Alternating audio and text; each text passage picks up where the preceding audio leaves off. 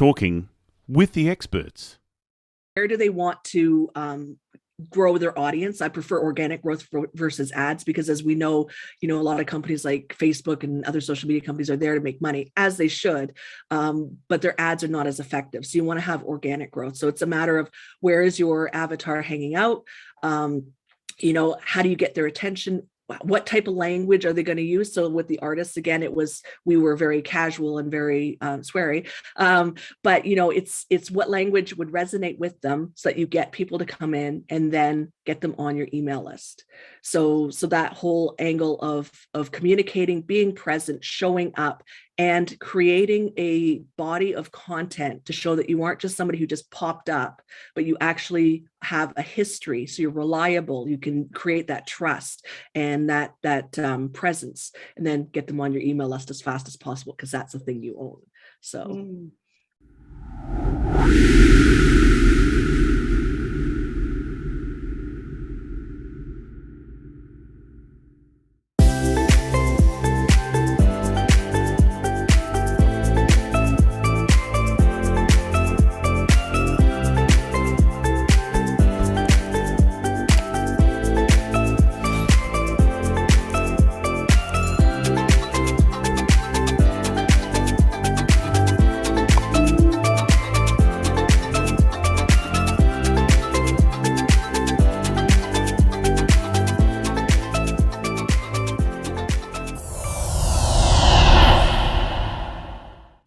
Talking with the experts.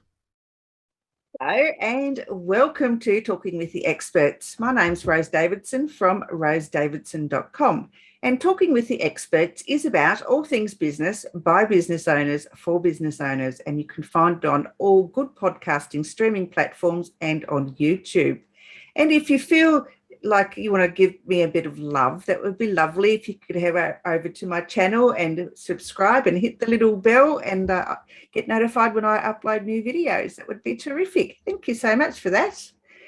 Today my guest is Paula Telizyn. I think it's pretty close. She's from Canada, and we're going to be discussing business focus and marketing clarity. And Paula is a business and growth action mentor for coaches and consultants on a mission. Wow, good stuff. And she's only just woken up because it's like sparrow fart in the morning over there. So hello, Paula, and welcome. Hi, thanks for having me. It's a pleasure to be here. Oh, well, I'm glad you're happy that you're here.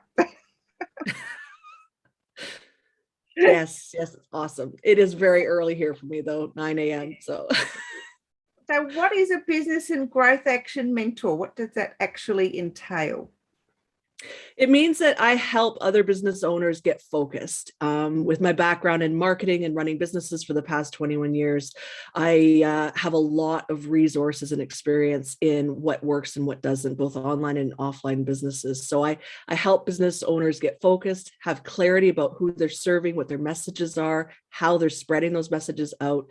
And then we move into the growth phase, which is obviously communicating with potential clients and growing their businesses. So it literally is what it says on the tin: business and growth action. Beautiful. Gotta love what the tin says, because yeah, it's right, isn't it? So let's talk about how important it is for a business to get clear on who they help. It's incredibly important, because if you are unclear, your audience is going to be unclear. So what I like to say is that confused customers don't buy. So if you're going around saying, I serve this group and I do this and that and the other thing, they're going to wonder, are you actually an expert? So being clear means dropping all the stuff that might be kind of nice to have or extra, and really having one message. You are one person serving one group with one service. And, once you land a client, whatever, you can offer them other things, but your main communication needs to be very clear, because people don't remember. You could tell somebody, well, I'm a dog walker and a gynecologist and artist, and they go, what do you actually do? So that clarity is important. It's a bloody weird combination. And believe me, I've seen variations of that. So it's super confusing, Yeah. Okay. So I guess getting the message clear is to yourself first, because you need to be able to, I guess, elaborate the message and talk about it to yourself. So before you can talk to your potential clients or your already, enthralled audience. But, how does one go about doing that? I mean, as you said, a lot of people, got mixed messages. And so how do they niche it down, for want of a better word, to get that really clear message? Yeah. So basically it's the super, super boring ideal client avatar that everybody has heard about. It's the basis of marketing, right? But it's also in picking something that you love. So it's not just going, okay, who have I worked with and all that. It's actually deciding who you want to work with. When you're a coach or consultant, you could actually pick the kind of person that you want to work with. So defining that person and that niche that they work in. So if you're a business to business or business to customer, it's still the same sort of thing. You define who you're going to work with and get super clear on what their problems are. You do that through research. You can ask, we can do polls of people, informal interviews or whatever, and see what their problems are before you start offering your services. And I like to wrap this all up into a helping statement. Now, if you're on LinkedIn, you've probably seen these helping statements and they can be a little bit nauseating, but they're super, super clear, even if you don't use them in your tagline. So helping your ideal customer or ideal client solve whatever their pain point is through what you offer. So that helps, even if you don't post it publicly, it helps you get super clear on what you actually do. So you could say, I'm helping registered nurses use their free time better through my whatever programs, courses, downloads, whatever, right? And then when you look at that and you have that front and center on your desk or wherever you work, it helps you remember not to serve people who don't fit that area and to become that expert in your niche. It's a really, really powerful exercise, but it's also super painful because people are like, well, helping you, solve your problems with my stuff. And it's like, okay, how does that do anything at all? Helping you is not a niche.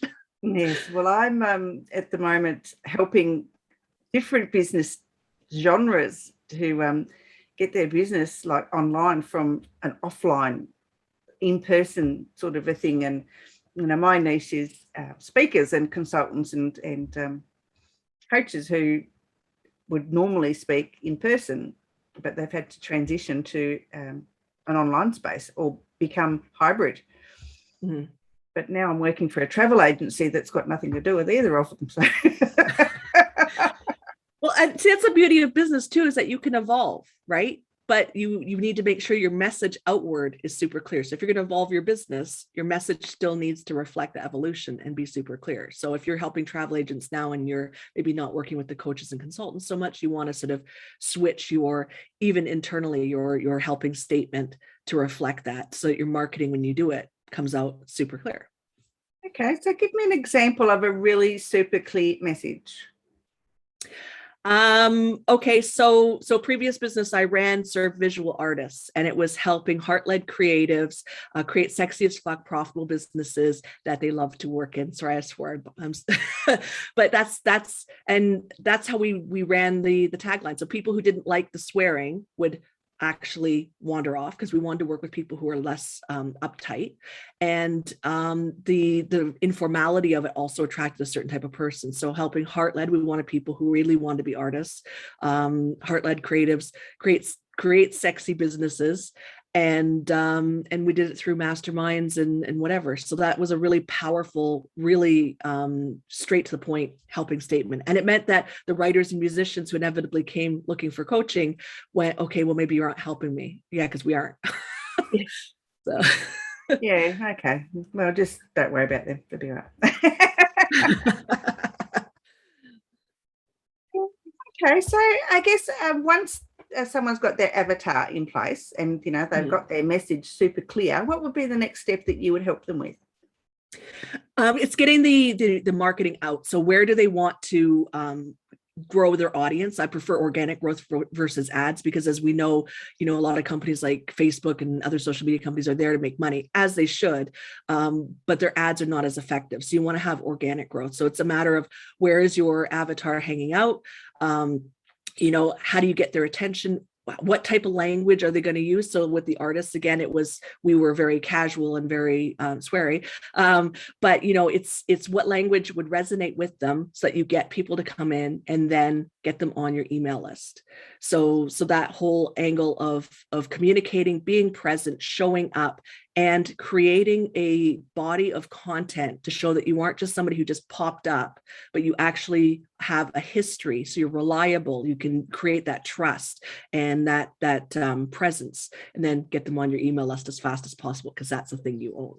So how do you get people on an email list? I know a lot of business owners find that a little bit challenging because they feel a bit salesy when they, have landing pages on their website or whatever, get our newsletter or get this free stuff, but you've got to leave your email address. How do business owners, especially if they're not liking that type of marketing, how do they get around that? How do they change their mindset to get around that? I was going to say it is a mindset thing, right? Because we sort of think sales are pushy and terrible. It's like a used car salesman. You're walking by the lot just, thinking I'm going to go to the store, get some milk, and the guy grabs you around the neck and goes, buy my used cars, right? That's what sales feel like to a lot of people. And that's not the case.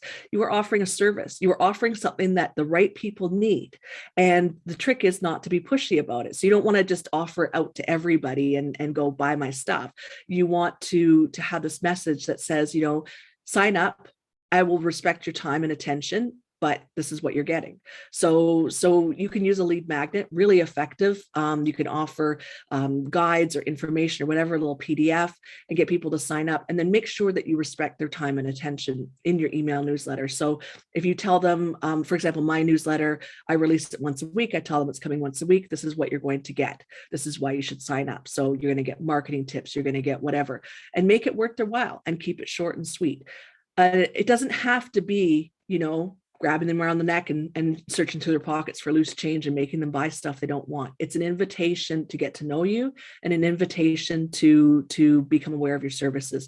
If you don't sell your services, you're not in business. You're just playing, right? Business is there to make money, but you can do it in a way that serves people. Okay, that makes a lot of sense. I guess so. What is the next step then after someone gets on the mailing list? What would you advise your client to do after they've done the landing page or they've done the pop-up free thing and got an email address? Well, so what would be the next step after that one? Email them. There's a lot of people. It seems obvious, right? You got a mailing list. You should be emailing them. I know so many people who do not email their lists. They just gather the names, and then a year later they think, well, maybe I should send an email, and people have forgotten they're on the list. Communicate. Be present. You want people on your list because it's actually a business asset. If you sell your business, it counts as a financial, it's an asset worth money, versus Facebook likes is nothing, right? So you want to email them. You want to put offers out to them. That is the thing that is going to drive the most money to you. Social media is fine, but it is not. It's rented land, right? If you build a mansion on rented land and the land disappears, what have you got? Nothing. So you want your email list to be the center and core of your marketing. So email them and then put your offers out and communicate in the same language and the same way that you're communicating online. So you have that consistency. You want to create trust. You want to create consistency. You want to continue to create your presence and keep your name in front of people. Don't email them too frequently. Don't email them too infrequently. I'd say the minimum is twice a month. Maximum will be 5 days a week. And you'd have to have a lot to say to email somebody 5 days a week. Yeah, I think so too. And that's really quite spammy, isn't it? Yes, but I know someone who does it really, really well because they're informative. They're not just buy my stuff. They're, have you thought about this idea with regards to your business, or look at this or whatever, so that they become informative. You don't have to sell in every email. The goal of the email is to keep your name in front of people. So when they have that issue that you are there to solve, they go, wait a minute, I know Paula. She'll help me. There we go. Yeah, it makes sense, I suppose. What if they don't like to write, or they're not very good writers? Then there are lots of people who have copywriting experience. Hire somebody. You're in a business. So if your business is making money, it is normal for money to go out to services. If you can't write, and some people can't, or English isn't their first language or whatever, then hire somebody to do so, and hire somebody carefully. Don't just run off to Fiverr and go, okay, $5 for an email. You'll want to have somebody who can do the job, but that outlay is perfectly normal. It's the same thing with transaction fees. It's the same thing with paying for a website. I mean, if you have a free website and you're running a business, hello, that just undermines your credibility. So hire somebody to do what you're not good at, because then you can focus on what you are good at, which is so important. Focusing your energy on stuff that drains you, that makes you feel kind of like a failure, because that stuff happens. Just slows your whole business down, and is, I think, in many ways self-destructive. Yeah, I agree with that. I getting to the point now where I'm going to have to outsource the outsourcing. So yes. Well, I tell my clients, like, I'm good at math, but the minute you say tax on it, my whole brain just goes to mush. I don't do my own accounting. I never have. Even when my business brought in $0, I hired an accountant, because that's something that I just don't want to have to deal with. And in fact, it would destroy me every April. It's Canada's tax month. Every April would be like my month of doom. So I've always had somebody do my accounting for me, and we consider that to be fairly normal. Most business owners do that. So why not copywriting? Why not graphic design? Why not website development? If you can't do it, that's okay. Not everybody can do everything. Outsource it. And the same thing for emails. Okay, so what about, I guess, looking at that, they're just starting out, they have no money to outsource, but they're still not good at doing, and they've got a, heap of email addresses. Barter. They are in a business for a reason. They have skills or whatever. Find somebody who can write and barter for a limited time. I'm not a huge fan of bartering, because I think that money is an expression of energy, and you need to have that sort of back and forth. But in the beginning, what if there's a copywriter just starting out who needs somebody to write a testimonial or support them or whatever, or refer? Find businesses that are complementary to yours. So again, copywriting to your business, whatever that is. Maybe you can send clients to them. They can send clients to you. Find a way to make it valuable. Make sure both parties get, value for what they're providing, and find a way. There's always a way for everything. It's, again, mindset. It's when you think something is impossible, then of course it is. When you think something is possible, of course it is.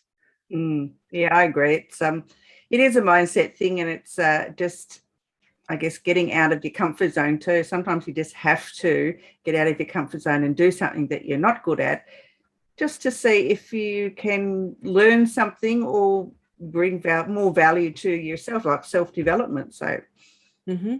And like anything else, I mean, writing is practice. Writing is thinking. I tell people who are learning how to write, because one of the things I used to teach was how to do writing for your business, is actually to read what you're writing out loud. When you write the way you speak, minus all the ums and ahs and whatever, but when you write the way you speak, it flows more naturally. And for some people, recording what you're writing and then transcribing it, or using something like otter.ai is great, because then, you can just talk, which most people can do easily, and then have it translate over. So it makes it easier. For me, being on camera was a huge hurdle. I hated it. I hated being on camera. I thought I had no personality, whatever. I had a friend who pushed me really hard to get outside my comfort zone. Ended up being super worth it, because I love being on camera. And that surprised me, because I thought that it would never be a thing. So sometimes you can surprise yourself by going outside of your comfort zone. I agree. The podcast was just like a spur of the moment thing. I just started doing it. I gave myself a week and got everything all organized. And then my first guest, and I thought, I'm glad it was a friend, because we could just keep recording. But yeah, I've found that now after a year and a half, I absolutely love it. So yeah, but I won't do Facebook Lives. I feel like I get such ummed and ahed and forget what I want to say, but I can do a podcast and talk to, Tom, Dick or Harry, and it doesn't matter. So I don't know, maybe because I'm looking at someone's face. Yeah. Where if you're doing a Facebook Live, you're not actually talking to a person, you're talking to a thing, and yeah, maybe that's what it is. It could very well be, but you could do a Facebook Live with somebody, right? and then have that back and forth and use that to help you sort of get over it. I interact with my audience because I love the comments coming through. And so you read the comments and answer their questions and whatever. And suddenly there's this whole energy of being live. So, but yeah, I mean, I have kids, and I'm watching them learn how to tie their shoelaces was interesting because they didn't quite get it right at first. Like they couldn't figure out how to make the loops. They couldn't figure out how to do the bunny through the hole type of thing, or whatever story you tell to get kids to tie their laces. It's the same thing with doing things that are uncomfortable. As adults, we've forgotten that whole process of learning. So, you may do a Facebook Live and feel really uncomfortable and you feel like you're talking to yourself, but maybe 5 in, doing the 5th one, you'll be like, this is amazing. I don't have to talk to somebody. I could just talk to myself, and I'm awesome. Yeah. Yeah.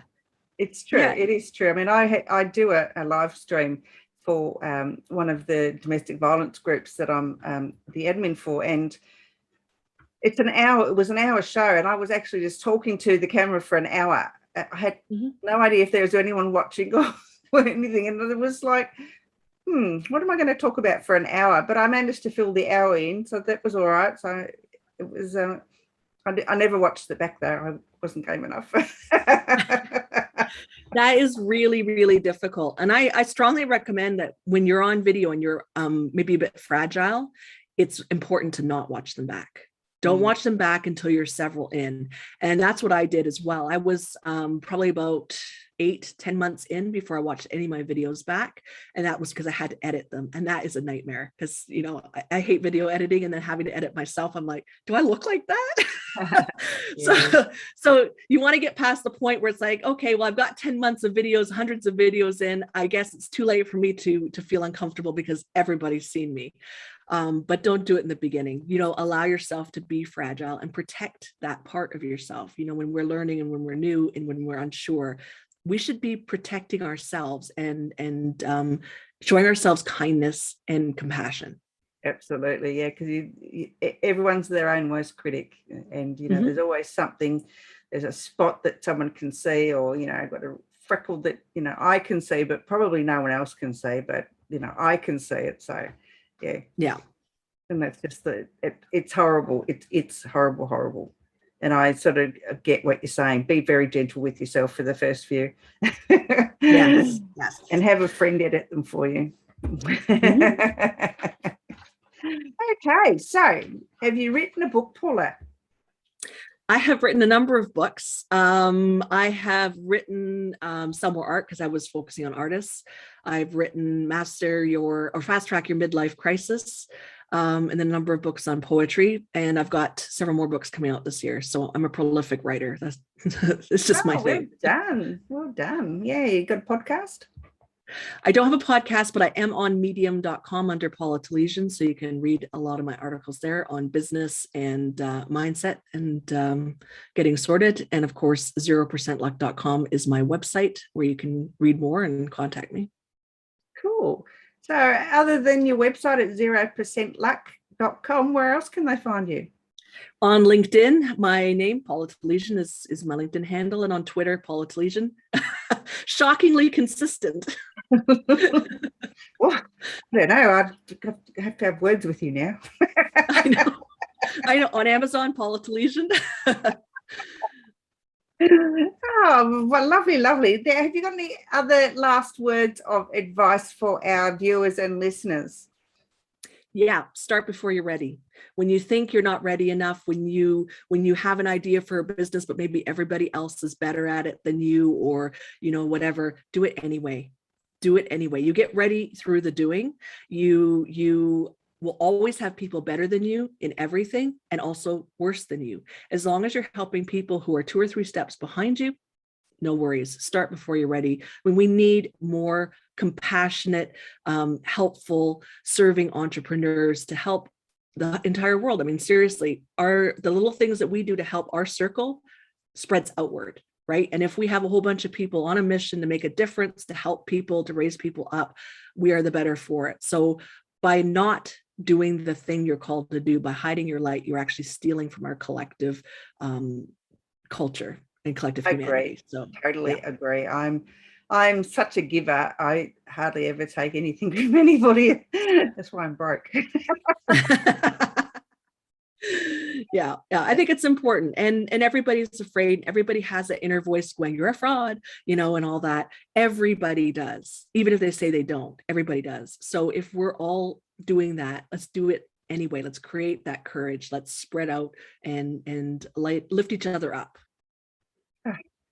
Woman after my own heart. Awesome. It's been lovely chatting with you, and now I'll let you go and have some breakfast and kick the kids and kiss the dog. There we go. It's been lovely chatting with you. Thank you for having me on your show. Oh, you're so welcome. Thanks, Paula.